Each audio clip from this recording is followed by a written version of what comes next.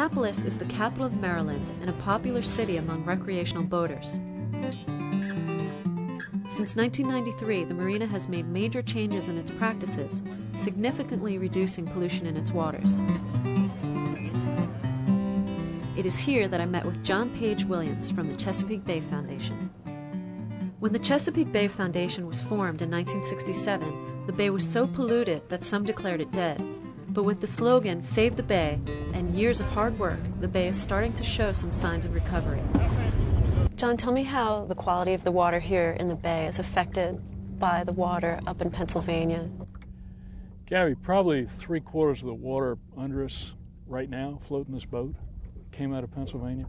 It's a reasonable approximation that 50% of this water fell as rain. 50% of this water is fresh water, 50% of it's salt. It's about half and half, completely mixed. Now, where'd that come from? 95% of the land area feeding into this part of the Chesapeake is Pennsylvania.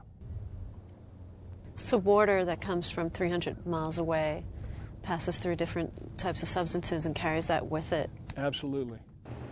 Probably the biggest challenge ahead of us in the next 20 years is to find ways to reduce the amount of nitrogen and phosphorus flowing into the bay. And nitrogen and phosphorus come from all kinds of sources.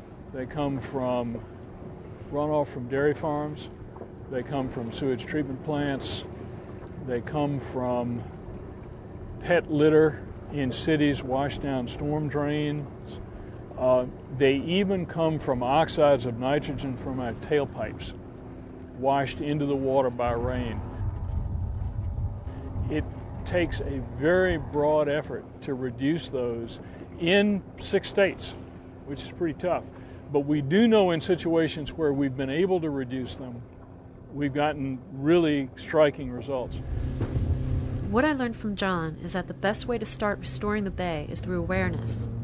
I couldn't pass up the opportunity to meet Earl White, a man who has spent his life fishing these waters, who now dedicates his time educating younger generations. Is everybody ready? Yeah!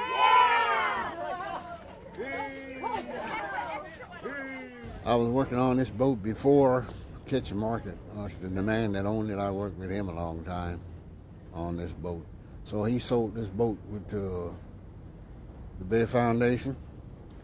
And he said, Earl,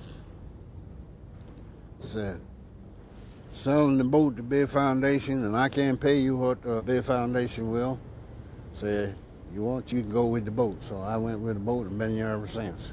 Mm-hmm. But what made you start educating the children? Well, I was on the boat, sailing on a boat, and children love to hear me talk. Yeah, you know one thing? Children are something else. And if you talk to them right, treat them right, make them interested into it, you can get a lot out of the kids. One thing about kids, they want to know everything. You look at it this way, it's nice to teach kids because they're going to be the next generation. They work on the water. Yeah, they will. The next generation that work on the water. And that is good.